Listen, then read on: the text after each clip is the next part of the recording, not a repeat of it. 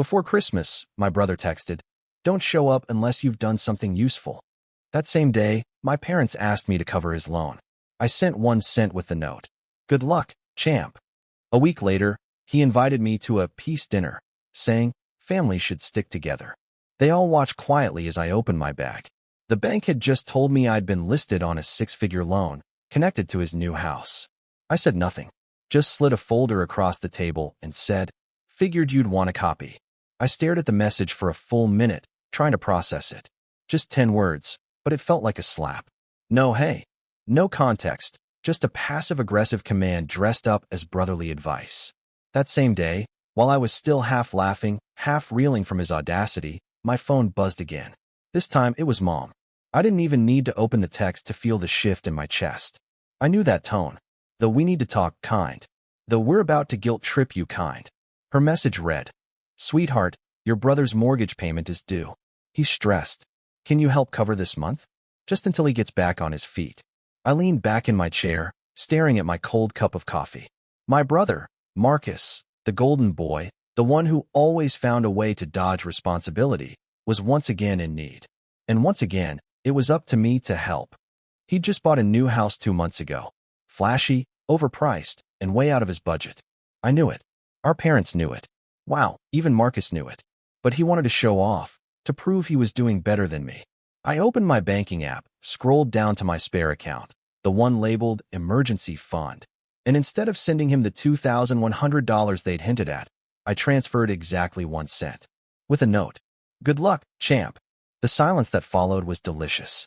No calls, no angry texts, nothing. Until a week later, Marcus sent an invite to what he called a peace dinner. Said he wanted to patch things up before Christmas. Said families should stick together. My parents echoed the sentiment. Mom even used her "forgiveness is the true gift of the season" line. I didn't reply right away. I needed to see how far this performance would go. So I showed up.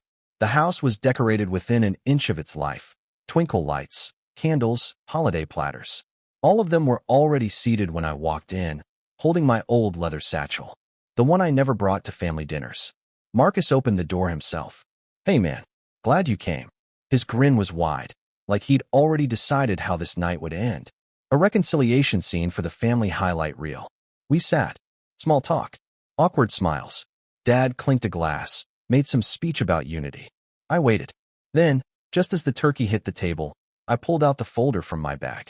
Cream-colored, thick, and silent. "I figured you'd want a copy," I said, sliding it across the table. They all stared at it like it might explode. It didn't. But the contents inside? That was another story. I didn't need to explain what the folder was. The logo from the bank's fraud department was right there on the first page, printed in bold. My name. My signature, except it wasn't mine. A 6-figure loan I never applied for. And the address tied to the mortgage? Marcus's new house. The silence hit like a bomb. Even the kids, Marcus's twins, stopped fidgeting. My father reached for his glasses with trembling hands, flipping the folder open like he didn't already know what was inside. Marcus's smile faltered. "Wait, what is this?" "Oh, I think you know," I said, calm as ice. My mother gasped as she skimmed the pages. "This must be a mistake. There's no way. Marcus, tell him this isn't." But Marcus wasn't saying anything. He was staring at the papers, blinking like he was trying to will them into something else. "This is a bank notification," I continued. "Apparently I co-signed on your mortgage. Except I didn't." Dad looked up. "That can't be. You must have signed something. Maybe you just forgot." I laughed. Forgot applying for a loan I never needed? Forgot signing away 6 figures in debt for a house I'd never live in? "Let me guess," I said, eyes locked on Marcus. "You used one of those old power of attorney documents Mom made me sign when she had her surgery. The one that was supposed to be temporary. The one you just happened to have a copy of." Marcus's mouth opened. Closed. It was going to be temporary. I just needed help qualifying. The bank was being impossible. And I thought, "You thought I wouldn't notice?" He leaned forward, desperate now. "I was going to fix it. I just needed to get approved. Once I refinanced, it was going to be in my name alone. I swear, my signature was used without consent on official documents," I said flatly. That's when Dad slammed his hand on the table. "Stop it.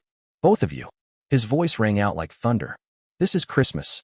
I don't care what happened. We're not going to do this here." "Right," I said. Because we never do it here. We don't talk about how Marcus has been leeching off me since we were teenagers.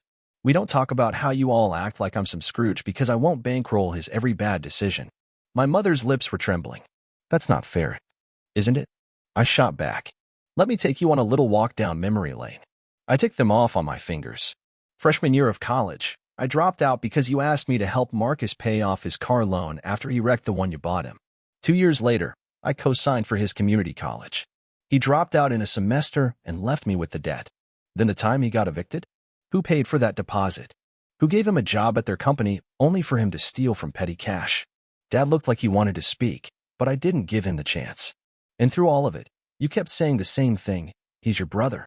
He's just figuring it out. Be patient. Well, guess what? He's 34 now. How much longer does he get to figure it out on my dime? Don't act like you're so perfect. Marcus snapped suddenly, his voice rising. You always thought you were better than everyone. Just because you got your act together. Just because you didn't screw up. I turned to him. I don't think I'm better. I just stopped expecting someone else to clean up after me. You don't understand pressure, Marcus hissed. I had to show I could build something too. I needed this house. I needed to prove I wasn't just some loser. What you did may be considered fraudulent. No. I mean, he ran a hand through his hair. It's not like that. My mother tried to reach for my hand. We can fix this. Let's not ruin the holiday. Ruin it. I laughed bitterly. The holiday was already ruined the moment you all sat here pretending like nothing happened. Like you didn't ask me for money right after Marcus told me not to come unless I was useful. Dad's jaw tightened.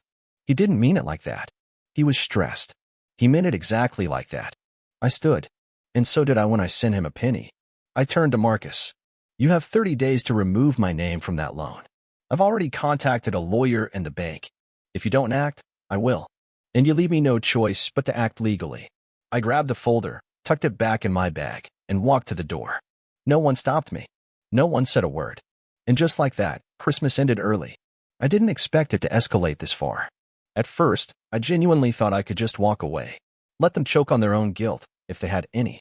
But you don't grow up in a family like mine and not learn the patterns. Because 2 days later, the call started. First, it was Mom. Honey, can we talk? Your brother's going through a lot right now. Then Dad. I think we need to sit down like men and sort this out. Then Marcus. He had the audacity to send me a video message. A video. Sitting in his half-decorated living room with fake tears in his eyes, holding a glass of wine like he was in some sad movie. Look, man, I made a mistake. I panicked. I thought you'd never say yes if I asked, and the bank was breathing down my neck. I was desperate. But it's still me. Your brother. You'd really report me over this? I stared at the screen in disbelief. A mistake? You don't accidentally fill out a multi-page mortgage application in someone else's name and forge their signature. You don't accidentally rope your own family member into 6 figures of debt. He was playing his usual role, Marcus, the misunderstood dreamer. The guy who always meant well but never quite pulled it off. And everyone always let him slide. Except me. Not anymore. So I responded with my own video. Calm. Direct. No theatrics. I've already filed the legal issue report with the bank. They're opening a formal investigation. I've submitted handwriting samples, a timeline, and email evidence. You have 10 days to remove my name. After that, I escalate it legally. No more metaphors. No more, let's talk about it. Just facts. That's when the situation escalated. They showed up at my apartment the next night. I heard the pounding on the door before I even turned off the TV. Looked through the peephole. There they were. Marcus. Mom. Dad. I didn't open the door.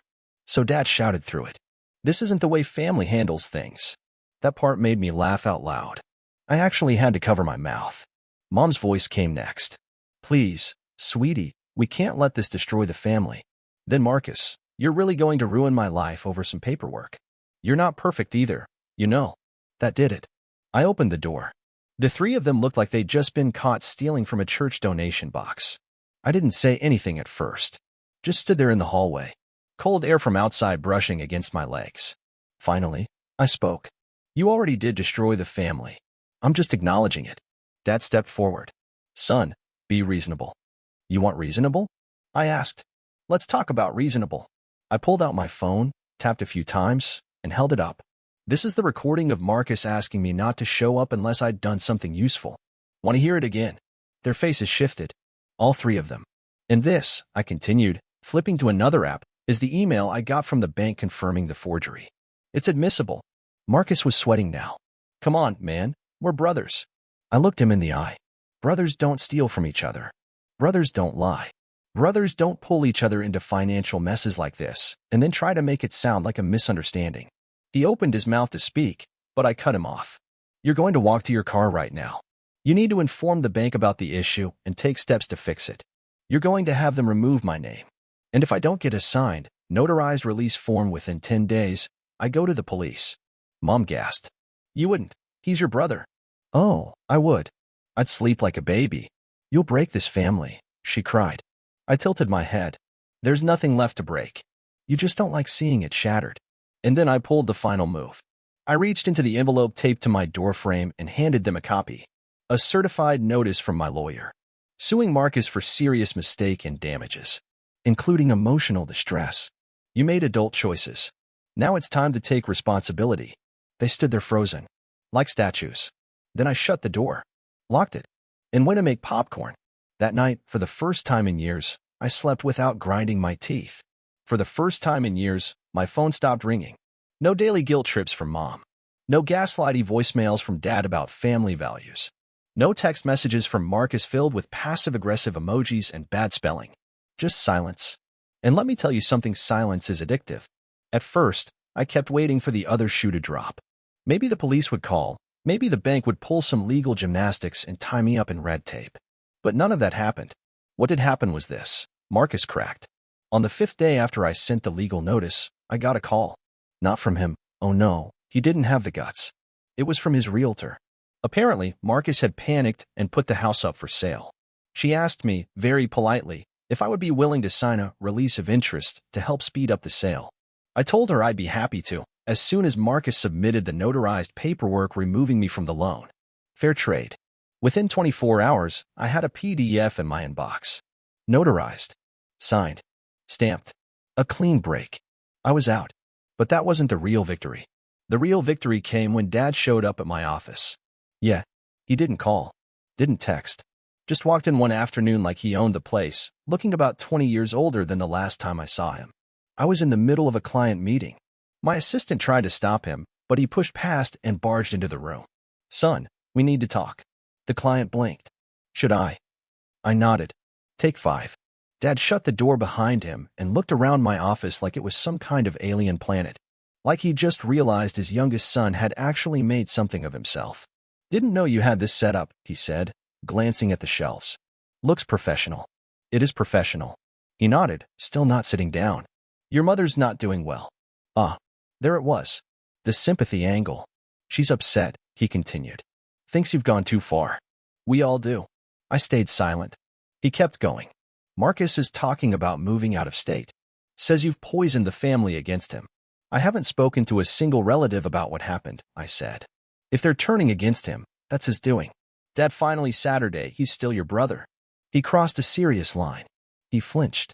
We raised you better than this, he said softly. You used to be forgiving. No, I used to be weak. There's a difference. Silence again. Then he leaned forward. She cried, you know, your mother. Real tears. I bet she did. After all, it's hard watching the family start standing up for myself. He looked up. Eyes tired. You're angry. I was. Now I'm free. He stood, slowly. We were trying to hold things together. No. You were trying to hold me together. So Marcus didn't have to carry anything. And then I said it. The thing that needed to be said for years. I'm not your insurance policy. Not your second paycheck. Not your plan B. I'm your son. And you treated me like a resource. He didn't reply. Just looked at me like he'd seen a ghost. I'm not coming back, I said. I'm done playing the good son. He left without another word. And something in me exhaled. Weeks passed. My lawyer finalized a non-disparagement clause to shut down Marcus's public sob stories on social media. The post he'd made about being betrayed by family vanished overnight. I heard through the grapevine that the house sold, barely. Market had cooled. He took a loss. And then came the messages. Cousin Elise, I had no idea what he did to you. If you ever want to grab coffee, I'd love to catch up. My aunt, just know, not everyone believed his version. I hope you're doing okay. Even my ex texted. Took guts to do what you did. I never saw that strength in you before. I didn't respond to most of them, but I smiled. Because that's what happens when you stop playing the villain in someone else's redemption arc and start writing your own story. I moved to a new place. Not far. Still the same city, but it had light. Big windows. Clean walls. No history haunting the corners. I bought new furniture. Not secondhand. Not borrowed from my parents. Not gifted with 1,000 strings attached. Mine. All of it. I started sleeping better. Eating better. My therapist even said I looked lighter. And here's the craziest part. I started mentoring a kid in my neighborhood.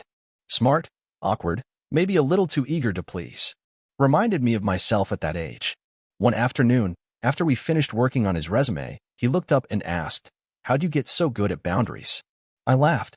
I spent 30 years learning the hard way. But you want to know the real full circle moment? Last week, I got a wedding invitation. Not Marcus's. God, no. It was from one of his ex-girlfriends. A woman he ghosted 3 years ago after she told him she was pregnant. Turns out the kid was his. Turns out she raised the child alone. She found me through LinkedIn. The note inside said, "You were always the decent one. Thank you for never treating people like tools. You probably don't remember it, but when I stayed for dinner that night, you did the dishes while he watched TV. That moment stuck with me. I didn't know what to say, so I said nothing. Just sat there, holding the card, and let the peace wash over me. Because the truth is, I won. Not with revenge. Not with shouting. Not with burning bridges. But by walking away while they were still holding the matches. I used to think being the good one was the goal. Keep your head down. Help out when asked. Don't complain. Don't question. Just keep giving until someone finally says thank you, or until you finally feel worthy. That lie died the day I sent Marcus a penny. I've spent most of my life carrying burdens I didn't create, paying for choices I didn't make, and absorbing blame like some emotional sponge for a family that never asked if I was okay. And for what? Respect? Love? Belonging? I got none of those. What I got was a forged mortgage application, a holiday guilt trip, and a seat at a table where everyone knew I was being betrayed and said nothing. Not anymore. Not again. The first time I said no and meant it, something shifted. It wasn't just in how they saw me, it was in how I saw me. I stopped apologizing for having limits. Stopped second-guessing my instincts. Stopped trying to rescue people who would leave me to drown the moment it got inconvenient. And something strange happened. The weight lifted. Literally. I dropped 20 pounds in 3 months without trying. My shoulders stopped aching. My jaw stopped clenching in my sleep. Turns out, carrying an entire family's dysfunction on your back is heavier than it looks. I started rebuilding. Not just financially, but personally. The apartment? It's modest, but peaceful. I chose every item inside it with intention. No hand-me-downs. No guilt furniture. Nothing bought with blood money or bribery. I bought a small espresso machine because I like coffee, not because someone needed me to cut back to save for their bailouts. I joined a boxing gym, not to fight anyone, but to remember what it feels like to stand your ground. And slowly, people started showing up. The right ones. My neighbor invited me over for dinner with his family. I was awkward at first, waiting for some ask, some angle, but there wasn't one. Just good food and laughter. One of my coworkers brought me a Christmas card and said, "You've been different lately. Lighter. Happier. I hope it's permanent." I said, "Me too." As for my family, they went quiet for a while. Then the calls began trickling in. Mom started with the soft voice. The one she uses when she wants to pretend nothing ever happened. She asked if I'd come to Easter brunch. I asked if Marcus would be there. She said, of course. I said then I won't. Then Dad called. Said he missed me. Said the house felt empty without me. I asked him if he missed me or missed the version of me who never said no. He hung up. Marcus never called. But I heard through the grapevine that he moved in with a friend after the house sold. He started a podcast about rebuilding your life after betrayal. The irony nearly killed me.